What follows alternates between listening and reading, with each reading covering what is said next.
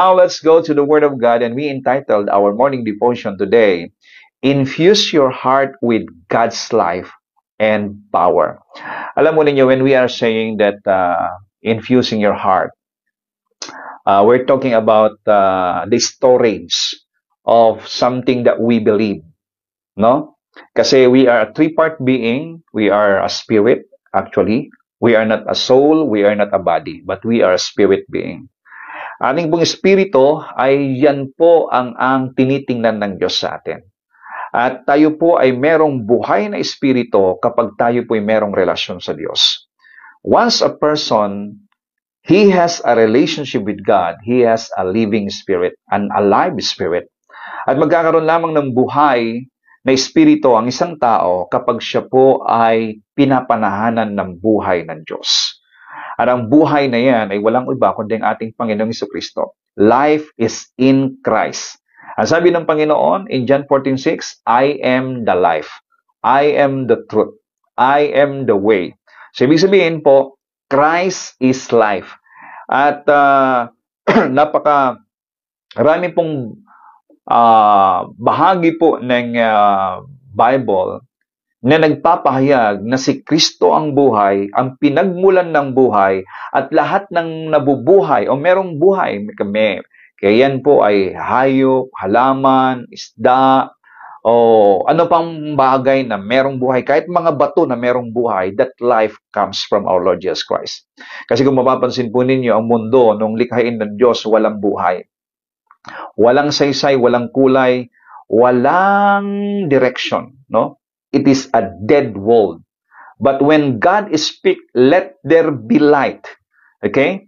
Pero sinabi na let there be, God is commanding the life to enter into the world. At yan pong light na yan ay walang iba kundi ang Panginoong Jesucristo na siyang simulain or pinagmumulan ng buhay.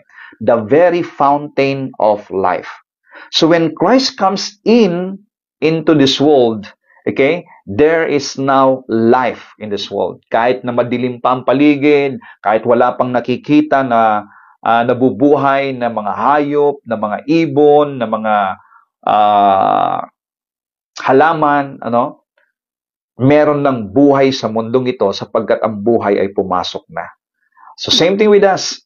Ang ating pang-espiritu ay merong buhay nung dumating o tinanggap mo ang Panginoong Jesucristo.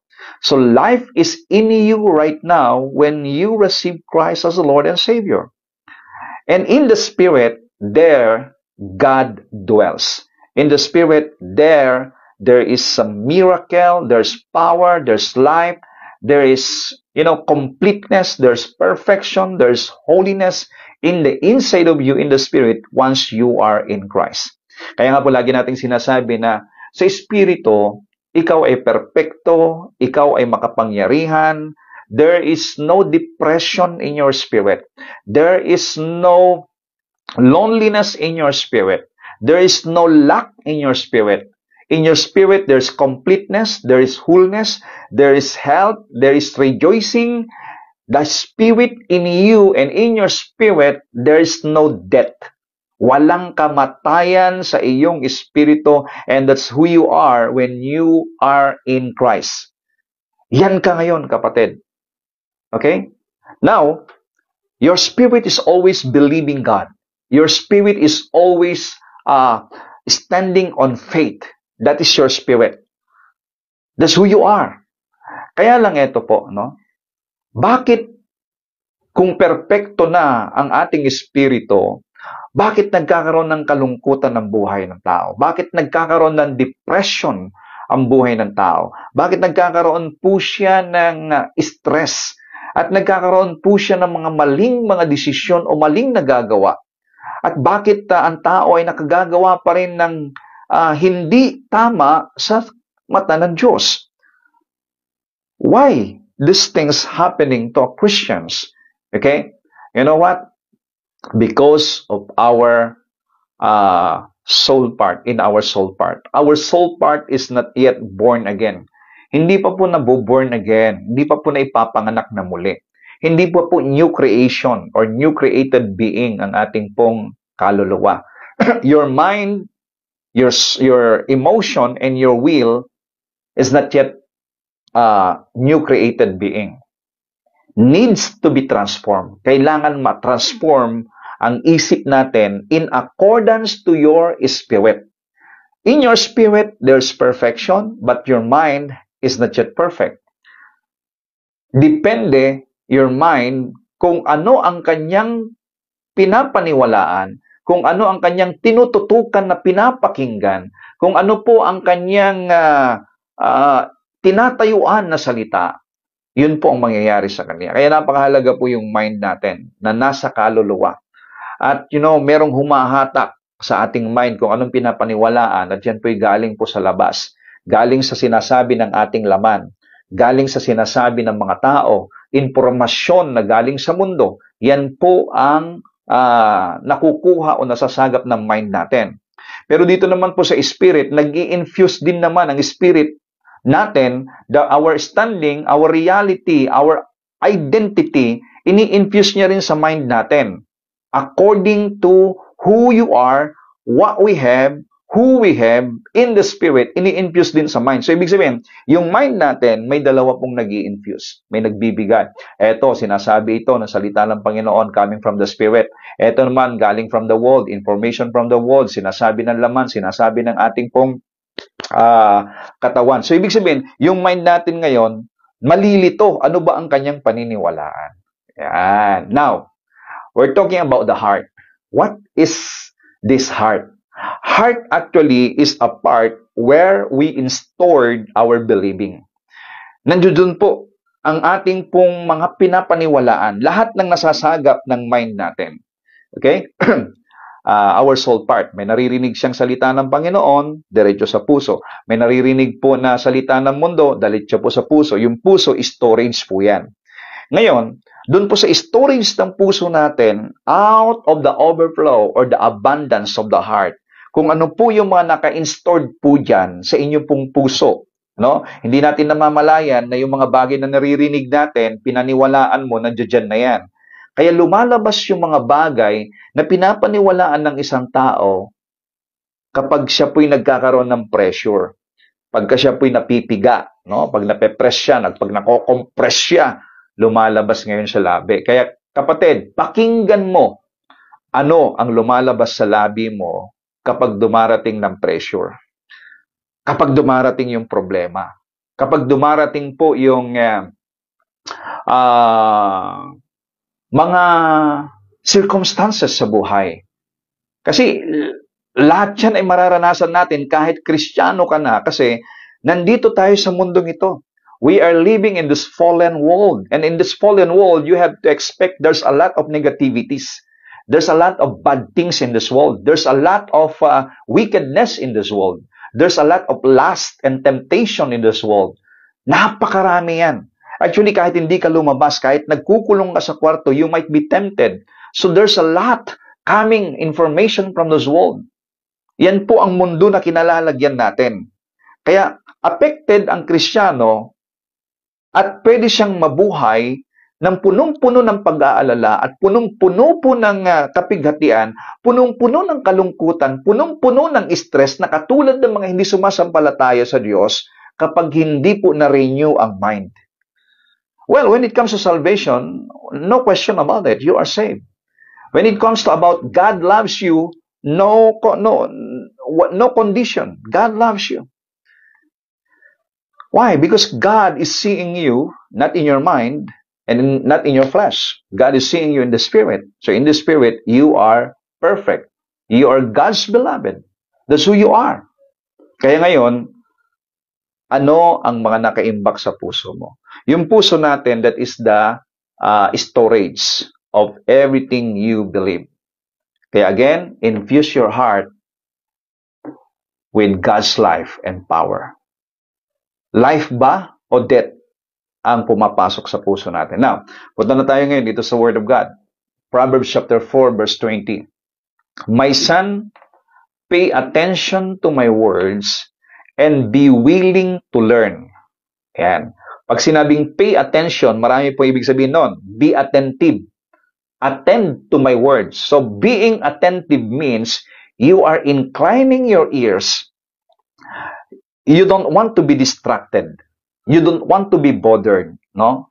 Pag inclining your ears, meaning, isinasara mo ang lahat ng pinto ng distraction sa'yo, and you are focusing your mind and your ears to the Word of God. So yun po ang ibig sabihin ng pay attention to my words and be willing to learn. Kinakailangan, yung pong naririnig mo na salita ng Diyos ay you are willing to learn. Kaya nga po kapag ikaw ay gumagawa ng isang bagay habang nakikinig ka, kaya nga po napakahalaga yung pagpunta sa church para makinig na don't be distracted. Kasi kapag distracted ka, aagawin ng kaaway po yung salita ng Diyos. Aagawin niya yung word. Yan po yung kayamanan. Alam ng kaaway ang kayamanan. Alam ng kaaway ang buhay. Alam niya ang lubhang napakahalaga na kapag ito'y napasa iyo, kapatid, napasa atin ng mga Kristiyano, ang buhay natin ay magiging walang kapares. Your life will never be the same when you get and you learn and you understand and you believe and you stand on to the Word of God. The devil knows that. That's why the devil always come and distract many Christians to attend to God's Word or to listen to God's Word. The devil is always come to distract because that is his identity. That is his nature. To destroy, to kill, to steal. Magnanakaw. Nanakawin niya ang salita ng Diyos na magbibigay ng buhay sa tao. Kaya be attentive.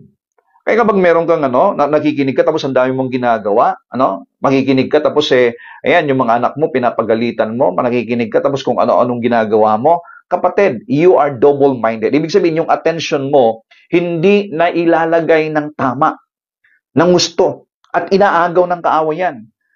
At kahit naririnig mo yan, even though you are listening, but you are not hearing it right. Magkaiba mo yung listening and hearing. Okay? Listening, narinig mo lang siya. You listen. But hearing means you are meditating, you are learning, and you are storing it into your heart. Tumatango ka, nauunawaan mo yung isang bagay na naririnig mo mula sa salita ng Diyos. Pay attention na kahit ano pong presyo ay pwede mong babayaran, na isasantabi mo ang lahat para nang sa ganon, you give attention to the Word of God. So, pay attention to my words and be willing to learn. My friend, kaya nga, gusto kong maintindihan ng lahat ng mananampalataya na ang pagdalo sa gawain is not just about attending so that makita na present ka at hindi ka magiging inactive. Kapatid, even though you are inside the church, if you are not attentive to the Word of God, natatapon lang yung salita. Natatapon yung Word. At dahil natatapon, hindi po nagsising in sa puso mo, hindi po siya nag-take effect. There's no life of God and there's no power of God infused into your heart. Ang salita ng Diyos ay may dalang kapangyarihan. God's Word is life and power. Pakisulat nga po ninyo dyan. God's Word is life and power. Now, habang tinatanggap mo yung Word na to, mga kapatid, habang nakikinig ka, habang learning ka, while you are learning on the Word of God, because God's Word is life, God's Word is power, God's Word is healing, God's Word is joy, God's Word brings light unto you, God's Word is hope. Kapag nakikinig ka ngayon ng salita ng Panginoon, nai-empower ka, na re-rejuvenate ka, na re-refresh ka, nagkakaroon ka ng pag-asa. Yan po ang dala ng salita ng Diyos. At yan po ang sinasabi rito, my son, my daughter, every one of you, pay attention to my words and be willing to learn. Open your ears to my saying. Open it. Open your ears. Kasi minsan sarado Alam niyo, ganito, halimbawa, nakikinig ka ng salita ng Panginoon. You are listening. At by the stripe of Jesus, you are healed. Naririnig natin, sinabi ng salita ng Panginoon, you are healed. And yet, Nung narinig mo, ang sabi mo ngayon, naku, ang tagal ko nang naririnig yan. Ang tagal ko nang napapakinggan yan. Ilang ulit ko nang narinig yan. Wala namang nangyayari sa akin. Or, sana nga, pwede. Giginhawa ko.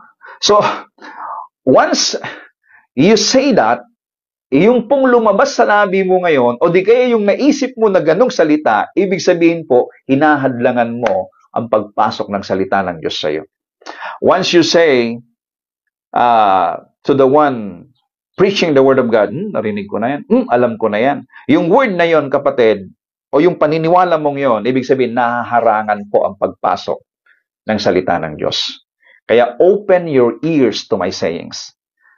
Ang tanong, do you have an open ears to God's Word? That when the Bible says, you are healed by the stripe of Jesus, are you saying it right with all of your heart? Yes, by the stripe of Jesus, I am healed. I am prosperous. I am healthy. I am strong. I am empowered. Oh, glory to the name of Jesus Christ. Do not let them escape from your sight. Meaning, ito kasi yung yung pasukan ng word ng mga naiimbak sa puso natin. Ang pasukan po niyan ay yung earrings natin at saka yung eyes natin. So, keep reading. Keep it into yours. Pag sinabing, do not let them escape from your sight, huwag mong ayaang lumayo ang salita ng Diyos sa'yo. Na hindi mo na nakikita. Kasi if out of your sight, meaning malayo na yan. Pero habang nakikita mo, meaning you have that word, no, in your eyes, in your face, in front of you, and keep them in the center of your heart. Hallelujah. So ganito kahalaga ang salita ng Diyos. Keep them in the center of your heart, for they are life to those who find them, and healing and health to all their flesh. I love this. I speak in the name of Jesus Christ that the word become healing to you, become health to you, into your flesh, and even to your soul. To your soul and to your flesh. Meron kasing naniniwala na pang-spiritual lang ang salita ng Diyos. Mga kapatid, the Word of God is not just for spiritual strengthening or for spiritual health or for spiritual rejuvenation, for spiritual growth. Hindi lamang po yan.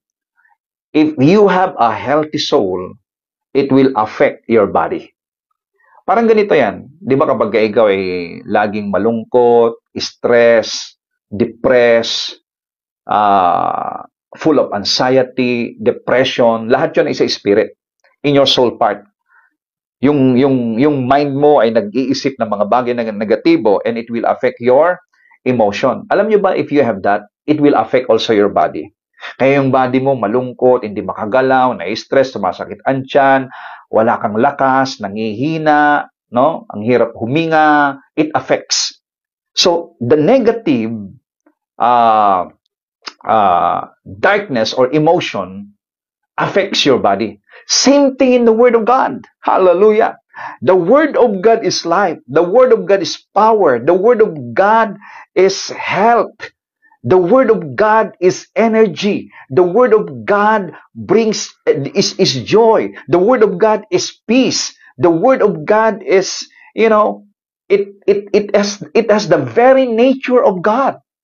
Ang salita ng Diyos ay kung ano siya, ano ang nature ng Diyos, nandiyan dyan sa kanyang salita.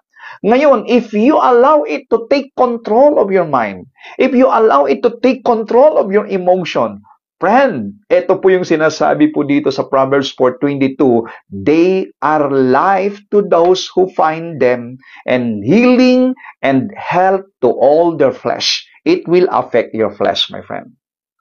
Oh, glory to the name of Jesus Christ. Kaya nga po, pay attention, be attentive, attend to my words. Intentionally sit down and hear to the Word of God. Hearing the Word of God. Now, watch over your heart. Sabi dito, sa verse 23, watch over your heart with all diligence, for from it flow the springs of life. Kasi ganito yan. Bakit watching your heart with all diligence? Kasi nga po, tingnan mo ano yung mga naririnig mo na naiimbak ngayon sa puso mo. Kaya nga po kapag negatibo yung naiimbak sa puso ng isang tao, out from it flow the springs of life. Lalabas ngayon kung ano po ang magiging takda ng buhay mo, kapatid. Life is not just about having a lot of money. Life is not just about having applause of men or the promotion coming from men. That's not life. The real life comes from God. And that life is in His Word. And His Word is no other than Jesus Christ. So again, friend, be mindful of their eye and ear gates. Ears and eyes. Yung nakikita mo, we need to be conscious of what we watch and hear on a regular basis. Ano ba yung malagi nating nakikita? God tells us to guard what we hear, what we see, and what is in our heart. So tatlong bagay po ang ang gusto ng Panginoon na igwardya natin. Anong naririnig mo palagi? Kapag ang naririnig mo negatibo at ang naririnig mo ay nagbibigay ng kalungkutan sa iyo, o ang naririnig mo ay hindi nagbibigay ng kalakasan sa iyo, at mang iniisip mo, maging ang iniisip mo lang, ang mga iniisip mo ay hindi po nagbibigay ng kapayapaan sa iyo, hindi po nagbibigay ng kagalakan sa iyo, kapatid, you better stop it. And go to the Word of God always. Go to the Word of God always.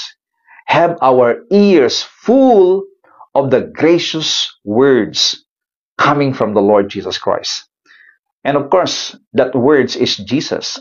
So meaning, sa mga napapakinggan natin, dapat it comes from Jesus. What He did for you at the cross. Kaya nga ang sarap makinig tungkol sa ating Panginoon Jesucristo, sa Kanyang ginawa doon sa krus ng Kalbaryo. Lahat po ng mga simbolo or mga larawan ng ginagawa ng lumang tipan na pag-aalay upang sila ay tanggapin ng Diyos, pagpalain ng Diyos, maging kalugod-lugod sa mata ng Diyos, alam niyo ba na lahat ng iyon ay picture ng Panginoong Jesucristo? At kapag naintindihan po natin yun na lahat ay larawan ng Panginoong Jesucristo at ngayon tinanggap mo si Kristo, alam mo ba na lahat ng benepisyo ng ginagawa ng mga tao sa lumang tipan ay matatanggap mo ngayon freely and abundantly because of Jesus Christ? Oh, we're gonna learn from that. So our hearts meditating on what we have heard and seen in Jesus Christ. Okay, give attention. Di ba sabi doon, give attention to God's Word. Because Jesus is God's Word made flesh. Pakisulat nga po ninyo dyan, mga kapatid. Jesus is God's Word made flesh. Di ba sabi po dun sa John 1:14, and the Word became flesh and dwelt among us, and we beheld His glory, and the glory as of the only begotten of the Father, full of grace and truth. Full of grace, unmerited, unearned, undeserved, full of favor.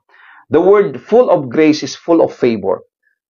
Ang Panginoong Jesucristo ay punong-puno ng pabor para sa iyo, kapatid, at katotohanan. So dalawa po yan. Ang side ng katotohanan ay nasa biyaya. Ang biyaya ay katotohanan at ang katotohanan ay biyaya. Oh, glory to God. At ang biyaya na ito ay pabor ng Diyos sa atin. At ang pabor na yon sa buhay mo ay dumating hindi sa iyong lakas, hindi sa iyong galing, hindi sa iyong effort, kundi dahil sa Panginoong Jesucristo when you believe on Him. Kaya kapatid, lahat ng nangyayari sa iyo, sa iyong negosyo, pag-unlad sa iyong negosyo, dapat makita mo ay dahil sa pabor ng Diyos, dahil kay Kristo. Kasi hanggat hindi mo nakikita ng lahat ng bagay na dumarating sa iyo, na biyaya, pagpapala, promotion, increase sa iyong buhay, ay galing sa Panginoong Jesucristo, hindi mo maibibigay sa Diyos ang papuri. You can praise yourself. You can worship yourself pagka ganon. But praise God, when you see Jesus in every victory in your life, you can praise the Lord. You can say hallelujah. You can say glory to God. God is good. Amen. So, His Word actually sent to heal and deliver. Kaya po, alam mo ninyo, God's Word, sabi nga po dun sa Psalms 107 verse 20, He sent His Word and healed them and delivered them from their destructions. Oh, that men would give thanks to the Lord for his goodness and for his wonderful works. Glory. So the result of tuning our ears and our eyes, to Jesus is that He will be life and health to us. So yung pong attend to my words, meaning, because words and God's word is Jesus, you have to behold Jesus. Kaya meron mo sinasabi po si Pablo na as we behold Jesus, as we focus onto Jesus, as we see in Jesus, our life is being transformed from glory to glory to glory. Our life is being transformed from glory to health, to prosperity, to fullness of joy, to fullness of gladness. Yan ang buhay natin. To victory, from victory to victory. That is our life. From glory to glory, from good health to good health. From prosperity to prosperity, from joy to joy, from gladness to gladness. That is our life as we come to look onto Jesus and focus our eyes to Jesus. So that is the result of tuning our ears and eye gates to Jesus. We have life and we have health because Jesus has life. Jesus is the health. Glory to God. So it is all about beholding Jesus. And as we behold Him, we are transformed more and more into His likeness, full of unmerited favor and truth. Mga kapatid, the Bible shows us there is a direct correlation between hearing and seeing Jesus. No? Yung pong nakikinig mo at nakikita mo. And that is the health of our physical bodies. Hanggat hindi mo nakikita si Jesus sa mensahe, hanggat hindi mo nakikita at naririnig si Jesus sa mensahe na naririnig mo, healing cannot flow unto you. Prosperity cannot flow unto you. Wholeness cannot flow unto you. Peace cannot flow unto you. Joy cannot flow unto you. Why? Ang pagmumulan po ng joy, ng peace, ng healing, ng prosperity, ng pag-asa, ay ang Panginoong Jesucristo. Kaya kapag hindi mo nakikita ang Panginoong Yesus doon sa mensahe na naririnig mo doon sa church or whatever, then hindi magpo-flow. Paano magpo-flow ngayon? Saan manggagaling yung kagalingan kung hindi mo nakita si Jesus? Kung ang nakikita mo yung sarili mo lamang at ang pinapakita ng pastor yung pagkakamali mo, yung kakulangan mo, yung kulang-kulang mo, yung shortcomings mo, then hindi mo makikita si Jesus. Ang darating sa iyo condemnation. Ang darating sa iyo is unaccepted. Makikita mo na hindi ka katanggap-tanggap sa mata ng Diyos. So, let us be careful of what we are hearing. Kasi minsan, nakakarinig tayo ng mga mensahe, it's either a message that brings healing to you, brings deliverance to you, or a message that will disqualify you. A message that will cut you out from the Lord, or it will push you out far from the Lord. Kasi nakikita mo sarili mo, hindi ka na ngayon karapat-dapat. Kaya nga po, ang daming lumalayo sa Panginoon. Kasi ang mensahe ay yung pong kanila pong kakulangan. Kapatid, knowing your identity, your DNA, is the secret of your success in life and your prosperity in spirit, soul, and body. Your prosperity over your soul, spirit, and body is believing, knowing, understanding your DNA, your identity, kapatid. So, the more we hear and see Jesus, the healthier and stronger we become. Our mortal bodies become infused with this resurrection life and power. So, kapatid, be wise. Don't overdose yourself on information and knowledge that does not infuse you with God's life and power. Huwag mong i-overdose ang sarili mo sa mga impormasyon ng mundo na hindi naman nagbibigay ng kapangyarihan ng Diyos at ng buhay ng Diyos sa buhay mo. Focus onto Jesus. Look onto Jesus. Kaya ang daming mga depressed, ang daming pong hindi alam ang gagawin, nako-confuse kasi nga hindi sila nakatingin sa Panginoon. Ang nakatingin sila sa kanilang pagkakamali at pagkakamali ng kanilang kapwa, no? Sa kasalanan ng kapwa nila. They are condemning others. Minsan nga, galit na galit ang mga tao sa kasalanan ng iba. Kaya tanong mo, bakit ka galit na galit dyan sa kapatid na yan? Bakit galit na galit ka dyan sa pastor na yan? Bakit galit na galit ka sa leader na yan? Bakit galit na galit? Nagkakasala eh. Kanino siya nagkasala? Sa Diyos. Sa Diyos pala nagkasala, bakit ikaw ang galit? Sa Diyos nga siya nagkasala, itanggap siya ng Diyos, mahal siya ng Diyos, iniibig siya ng Diyos. Ang pag-ibig ng Diyos ngayon ang magbabago sa Kanya. Ang pag-ibig ng Diyos ngayon ang magpapalakas sa Kanya. Pagkatapos, hindi naman sa iyo nagkakasala, and then ikaw ay galit sa Kanya. Kapatid, let us open our mind. Let the love of God in us be demonstrated to everyone. So, live according to your nature. Don't overdose yourself on information and knowledge that does not infuse you with God's life and power. So from now on, stick to God's word. Stick to listening to Jesus, what He did for you. Stick and incline your ears and attend to God's word. And I tell you, your life will never be the same again. Father God, thank you that today, Lord, you teach us to infuse our life, our heart, with God's life and power by hearing your word. And I declare that everyone, Father God, installed in their heart your word.